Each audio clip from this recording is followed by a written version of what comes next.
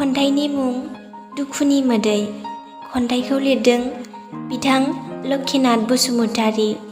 District Kokrajhar, village new Panbari. खन्थाइखौ आङो आवरायनो आखायाव लाबाय। नोंथांमोनाबो गोसो होनानै खोनासंलांफादो। दुखुआ सुबुं माहारिजों लोगोसे उजिफादों। सुबुं माहारिजों लोगोसेनो दं। सुबुं माहारिजों लोगोसेनो थाफाबाय थायो। अरायबो बोहैहोयो दुखुआ मोदै।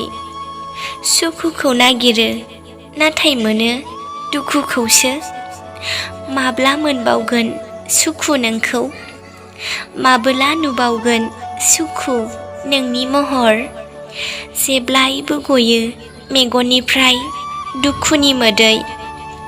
बबेयाव बिनानै बबेयाव नागिरनानै मोनबावगोन? सोरनियाव आरज गाबनानै मोनबावगोन नोंखौ?